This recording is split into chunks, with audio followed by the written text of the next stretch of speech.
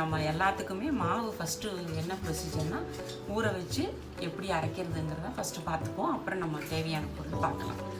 இப்போ வந்து நான் வந்து ஒரு 3 மணி நேரம் பச்சரிசியை மாவரிசியை தண்ணியில் போட்டு ஊற வச்சேன். ஊற வச்சுட்டு இந்த மாதிரி வடிகட்டியில் வடிச்சுட்டு ஒரு துண்டுலேயே நான் கொஞ்சமாக இருக்கிறனால இந்த அடுப்பு மேடையிலேயே போட்டுருக்க துண்டில் இந்த மாதிரி போட்டுக்கணும். ரொம்ப நேரம் காய விடணுங்கிறத இது ஈர அரிசி மாவில் தான் பண்ணணும். அதனால் என்ன பண்ணணும்னா இப்படி நல்லா துண்டில் ஒரு நிமிஷம் போட்டு விரட்டி எடுத்துக்கணும். அவ்வளோதான். மிக்சியில் வந்து அரைக்கிற மாதிரி பக்குவத்துக்கு எடுத்துக்கணும். சும்மா இப்படி காஞ்ச துண்டில் வந்து இப்படி போட்டு ஒரு தடவை நல்லா இது பண்ணி பரப்பி போட்டுட்டோம்னா உங்களுக்கு தெரியுதுன்னு நினைக்கிறேன். இந்த மாதிரி பரவலாக வச்சோம்னா இந்த ஈரமெல்லாம் கொஞ்சம் சொதான்னு இருக்கிறதெல்லாம் நல்லா இதுவாகிடும். அந்த துண்டு வந்து ஈரத்தை வந்து எடுத்துக்கும். அப்போ ஒரு 2 நிமிஷம் இப்படி போட்டு அந்த காஞ்ச துண்டால் இப்படி ஒத்தி இதை வந்து இப்படி போட்டு ஒத்தி எடுத்துட்டோம்னா அந்த ஈரமெல்லாம் வந்துடும். ஈரமெல்லாம் வந்துடுதுன்னா இப்போ நம்ம வந்து ரொம்ப ஈரம் இல்லாமல் அரைக்கக்கூடாது, ரொம்ப சொதன்னு ஈரமும் இருக்கக்கூடாது. போட்டோம் இப்படி ஒத்தினோம் நல்லா அந்த ஈரம் வந்து அந்த துண்டில் வந்துடும். வந்தவுடனே அப்படியே எடுத்து மிக்சியில் போட்டு நம்ம வந்து அரைக்க வேண்டியதான். இப்போ பாருங்கள், நல்லா ஈரம் வந்து இப்படி ஒத்தி எடுத்தாச்சு. இதில் நல்லா வடிஞ்சிடுது தண்ணி. முதல்ல வடிகட்டில் வடிய வச்சிடணும். வடித்த உடனே இப்போ எடுத்தோம்னா இந்த ஈரம் பாருங்கள், அரிசி இப்படி நல்லா உதிருது. ஒட்டக்கூடாது, துண்டில் ஒட்டாமல் இருக்கணும். ரொம்ப ட்ரையும் ஆகக்கூடாது. அவ்வளோதான். ஒரு தடவை போட்டு நல்லா அப்படியே வளர்த்தி அப்படியே எடுத்துடணும். அவ்வளோதான். இது வந்து இப்படி தான் இந்த ஈரரிசி அரைக்கிறதுக்கு ப்ரொசீஜர். நம்ம வந்து இதை வந்து மிக்சியில் போட்டு மாவரைச்சி உங்களுக்கு நான் காமிக்கிறேன். இப்போ பார்த்தீங்கன்னா இதோ உதிராக அரிசி வந்து கையில் ஈரம் ஒட்டாமல் இருக்குது. அந்த அளவுக்கு தொடச்சி எடுத்தாச்சு. அவ்வளோதான். இதை வந்து நம்ம மிக்சியில் போட்டு பொடி பண்ணி மாவு பண்ணிக்க வேண்டியதான். ஒரே ஒரு தடவை நான் உங்களுக்கு போட்டு காமிக்கிறேன்.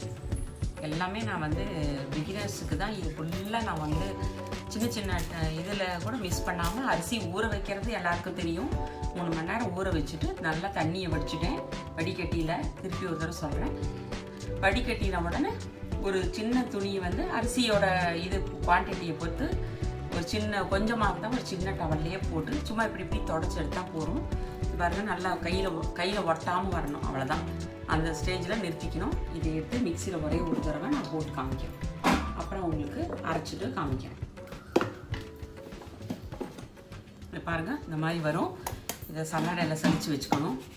இந்த மாதிரி இது எல்லாத்தையும் இந்த கப்பியோட இந்த அரிசியும் போட்டு இன்னொரு தடவை அரைக்கணும். இந்த மாதிரி இந்த அரிசியை ஃபுல்லாக அரைச்சிட்டு நம்ம வந்து எப்படி எவ்வளோ மாவு இருக்குது என்னங்கிறத பார்ப்போம். இப்போ ஈர அரிசி மாவை தான் எப்படி என்ன பண்ணிக்கணும்னா ஊற போட்டு மிக்சியில் துண்டில் போட்டு தொடச்சி எடுத்து மிக்சியில் போட்டு அரைக்கிற ஸ்டேஜ் நான் பண்ணி உங்களுக்கு காமிச்சிருக்கேன். இப்போ நம்ம மாவு அரைச்சி சலிச்சு வச்சாச்சு. இதுதான் ஈர அரிசி மாவு. இதுதான் ப்ரொசீஜர். அரிசி மாவு ஊற வச்சு எல்லாம் பண்ணி ரெடி பண்ணி சலிச்சு எல்லாம் ரெடி பண்ணியாச்சு. இப்போ நம்ம மாவை ரெடி பண்ணியாச்சு. இப்போ மாவு பிசைகிறதுக்கு ஒரு பாத்திரத்தில் மாற்றி போகும். முறுக்கும் பண்ண போகிறேன். அதுக்கு வந்து இப்போ இந்த பாத்திரத்தில் மாற்றிக்கிறேன்.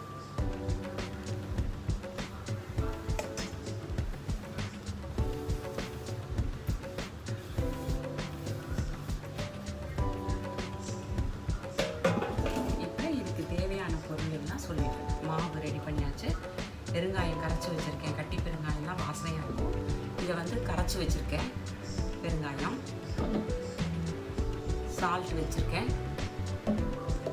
அப்புறம் உளுத்த மாவு. இது எப்படி ப்ரிப்பேர் பண்ணுறதுன்னு சொல்லிடுறேன். இந்த உளுத்த மாவு வந்து நான் மிஷினில் கொடுத்து அரைச்சேன், மிக்சியில் அரைக்கலை. நல்ல வெறும் இழுப்பச்சட்டியில் எண்ணெய் விடாமல் நல்லா ஒரு டம்ளர் வறுத்துட்டு லைட்டாக வாசனை வந்தவுடனே ஆஃப் பண்ணிவிட்டு, ரொம்ப செவக்கக்கூடாது, வாசனை நல்லா வறுக்கும்போது அந்த மாதிரி மிஷினில் கொண்டு போய் அரைச்ச மாவு தான் ரெடி பண்ணி வச்சுருக்கேன். கை முறுக்கு நம்ம பண்ண போகிறேன் இன்றைக்கி. அதுக்கு உளுத்த மாவு இது வச்சுருக்கேன். அப்புறம் வெண்ணெய் வச்சுருக்கேன். அதுக்கப்புறம் எள்ளு வச்சுருக்கேன். இப்போ இது எள்ளு தான் போடணுன்றதில்ல. இப்போ நார்மல் டேக்கு வந்து எள்ளு போட்டு பண்ணலாம். ஏதாவது ஒரு விசேஷத்துக்கெல்லாம் இது தட்டு வைக்கிறதுக்கு முறுக்கு பண்ண போகிறோம் அப்படின்னு சொன்னால் அப்போல்லாம் நம்ம வந்து எள்ளு போட வேண்டாம், சீரகம் போட்டு பண்ணலாம். இப்போ நம்ம ஒவ்வொன்றா எப்படி பண்ணுறது. வெண்ணெய் வச்சுருக்கேன். வெண்ணெய் சொல்லிட்டேன். எப்படி பண்ணுறதுங்கிறத பார்ப்போம். இப்போ 1 டம்ளர் மாவளவு தான் நான் எடுத்துட்டுருக்கேன். இது மாவு அரிசி தான் கணக்கு பண்ணணும். 1 டம்ளர் அரிசிக்கு 2 டம்ளர் மாவு வரும். இப்போ இதுக்கு வந்து நம்ம வந்து இந்த டேபிள் ஸ்பூனால் 1 ஸ்பூன் உளுத்த மாவு போட போகிறோம். இப்போ இதில் அரை டீஸ்பூன் அளவுக்கு சால்ட் போட போகிறோம்.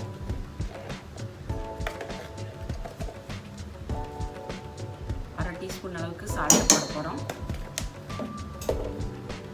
அந்த அரை ஸ்பூன் வந்து எள்ளு போட்டுக்கலாம். உளுத்த மாவு போட்டாச்சு, உப்பு போட்டாச்சு, எள்ளு போட்டாச்சு. இப்போ வெண்ணெய் வந்து இந்த மாதிரி சின்ன ஸ்பூனில் 2 ஸ்பூன் போட்டுக்கலாம். இது வந்து எப்படி பார்க்கணுன்னு, இப்போ நாம் எல்லாம் போட்டாச்சு இல்லையா, இதை வந்து நம்ம கலந்து பார்க்கணும். இந்த மாவோட முதல்ல பெருங்காய தண்ணி விட்டு பிசியக்கூடாது. இதுக்கு வேறு எதுவும் கிடையாது, உப்பு மட்டும்தான். உப்பு, பெருங்காய தண்ணி, வெண்ணெய், அவ்வளோதான். அந்த சீரகம் வாசனைக்கு. அப்படி இல்லைன்னா எள்ளு போட்டுக்கலாம். இப்போ பார்த்தீங்கன்னா இதை நல்லா கலந்துக்கணும். மாவோட வெண்ணெய் நல்லா மிக்ஸ் ஆகிற அளவுக்கு எல்லா இடத்துலையும் நல்லா கலந்துக்கணும். கலந்தால் தான் நமக்கு வந்து எல்லாம் ஈவனாக வந்து அந்த வெண்ணெய் வந்து எல்லா மாவுலேயும் கூட்டாகி நல்லா ஒரே மாதிரி வரும். அதுக்காக நம்ம ஃபேட் போதுமா போகாதாங்கிறது எப்படி தெரியும்னா, இந்த மாவை நல்லா எல்லா மாவுலேயும் நல்லா கலந்துக்கிற மாதிரி நல்லா கலந்துக்கணும்.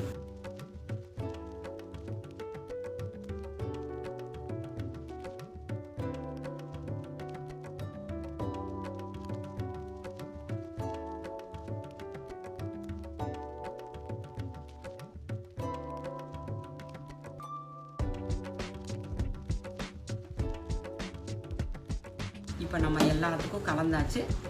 இப்போ எல்லாத்தையும் பண்ணி பார்க்கலாம். பாருங்கள், இது பிடிச்சா இது உதவுறது. இப்போ வந்து நம்ம வந்து இந்த பெருங்காய தண்ணியை கொஞ்சம் கொஞ்சமாக சேர்த்துக்கணும். ஈரமாவு தான், ஆனால் ஒரு அரை டம்ளர் அளவுக்கு தண்ணி பிடிக்கும். ஆனாலும் நம்ம வந்து கொஞ்சம் கொஞ்சமாக போட்டு ஒவ்வொரு தடவையும் பிசியும் போது அந்த மாவு வந்து பிசிய சாஃப்டாகும்.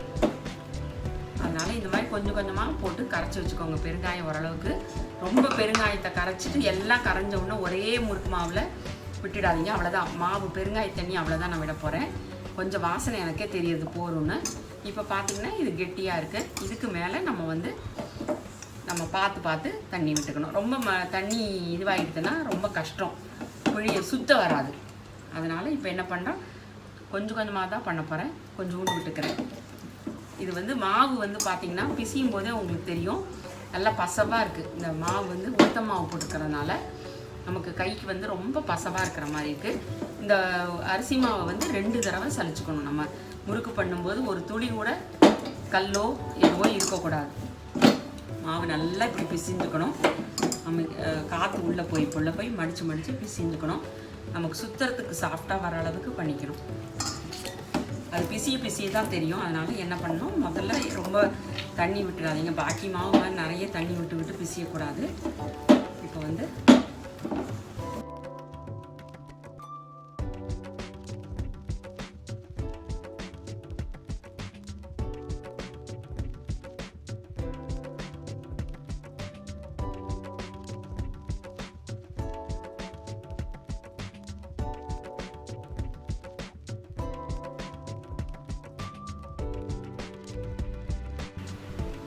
பாருங்க, நம்ம வந்து பிள்ளையார் பிடிச்சி வச்சுதான் இப்போதும் ஆரம்பிக்க போகிறோம். பிடிச்சி வச்சாச்சு.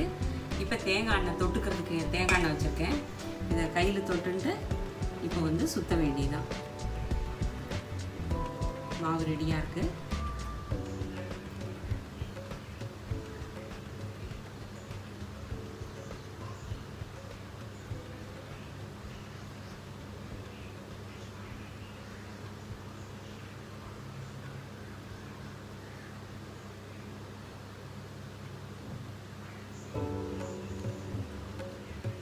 அவ்வளோதான், 2 சுற்று முடிஞ்சது. இன்னொரு முறுக்கு சுற்றி காமிக்கிறேன். அப்புறம் சுற்றி காமிச்சிட்டு உங்களுக்கு எல்லா முறுக்கும் சுற்றிட்டு நம்ம வந்து மொத்தமாக சுற்றி வச்சுட்டு போட்டு எடுக்க முடியாது. இப்போ ஒரு 5-6 முறுக்கு சுற்றினதுக்கப்புறமா நம்ம எண்ணெயை பற்ற வச்சுக்கலாம். இப்போ எண்ணெய் பற்ற வைக்கல, நான் கொஞ்சம் ஒரு 5-6 முறுக்கு பண்ணி வச்சுட்டு அதுக்கப்புறமா நம்ம வந்து ஆரம்பிக்கிறோம். இப்போ இதை வந்து கையில் சுற்றணும். முதல்ல ஃபஸ்ட்டு பிகினர்ஸுக்கு வந்து இது மாவு வந்து சுற்றுறதுக்கு வராது. என்ன பண்ணணும், கொஞ்சம் நம்ம வந்து அரிசி உளுந்து அரைக்கிற மாவு அரைக்கிறோம் இல்லையா, அப்போ கெட்டியாக மாவு அரைச்சி எடுத்து இருக்கும்போது கொஞ்சோண்டு நமக்கு வந்து உளுத்தம் மாவோ பொட்டுக்கடலை மாவோ ஏதோ ஒன்று கொஞ்சோண்டு போட்டு ஒரு டம்ளர் அரிசி மாவோ ஏதோ ஒன்று கொஞ்சோண்டு எடுத்து சுற்றின்ட்டு நீங்கள் வந்து என்ன பண்ணணும், சுற்றி பார்க்கணும். இப்போ இது 2 சுற்று சுற்றிருக்கேன். இதே மாதிரி இன்னொரு 5-6 முறுக்கு சுற்றினோடனே நான் வந்து உங்களுக்கு எண்ணெயில் போட்டு, இது உடனே போட்டால் எண்ணெய் ரொம்ப ஈரமாக இருக்கும். ஒரு 5-6 சுற்றும் போது ஒடிச்சியாக எடுத்து போட்டேன்னா சரியாக இருக்கனால 5-6 சுற்றிட்டு ரொம்ப காய விட்டால் எடுத்து போடும்போது அப்படியே விண்டு போயிடும். அதனால் ஒரு 5-6 முறுக்கு சுற்றிட்டு அடுப்பத்தை வச்சா சரியாக இருக்கும். அது போட்டுகிட்டே இருந்து ஒரு தடவை சுற்றிகிட்டே இருந்தால் சரியாக இருக்கும். நான் உங்களுக்கு இது சுற்றிட்டு உங்களுக்கு நான் போட்டு காமிப்பேன். பாருங்கள், ஒரு டம்ளர் அரிசி தான் நான் மாவு பிசைஞ்சேன். இப்போ பார்த்தீங்கன்னா 6, 10, 14, 15 இன்னொரு 6 முறுக்கு இருக்குது. 21 முறுக்கு தான் சின்னதாக சுற்றிருக்கேன்.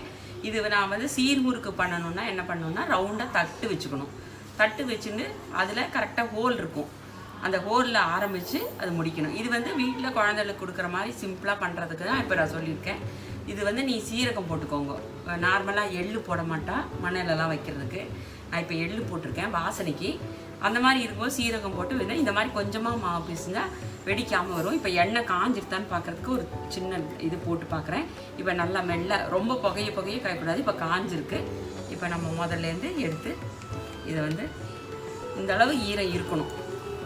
ரொம்ப இன்னும் நிறைய இப்போ ஓரளவுக்கு மீடியமாக வச்சுக்கிறேன். நான் அடுப்பேன் ரொம்ப சின்னதும் பண்ணக்கூடாது பெருசும் பண்ணக்கூடாது, மீடியமாக வச்சுருக்கேன்.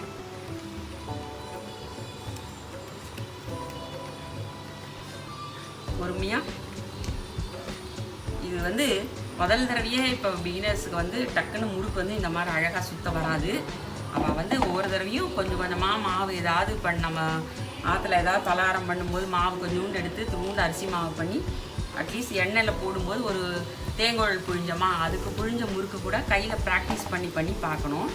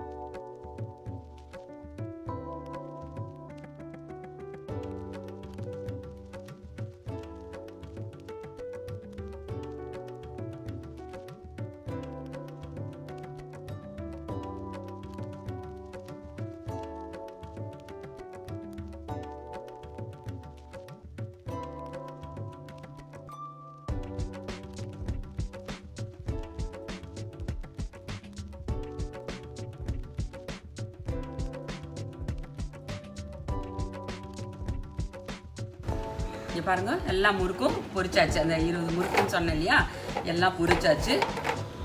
ஒரு முறுக்கு சூடாக இருக்குது, வெண்டு காமிக்கிறேன். இந்த மாதிரி ஹோலாக இருக்கும். நம்ம போட்ட ஃபேட்டெல்லாம் சரியாக இருக்குன்னா இது வந்து சரியாக இருக்கும். அந்த மாதிரி கரகரான்னு இருக்கும். இதை நீங்கள் ட்ரை பண்ணுங்க, பண்ணி பார்த்துட்டு லைக் பண்ணுங்க, ஷேர் பண்ணுங்க, கமெண்ட்டில் ஏதாவது டவுட் இருந்தால் கேளுங்க. இப்போ கை முறுக்கு ரெடி ஆகிடுது. நான் அடுத்த வீடியோ போடுறத வந்து பெல் பட்டன் கிளிக் பண்ணிங்கன்னா உங்களுக்கு நோட்டிஃபிகேஷன் வரும். தேங்க்யூ.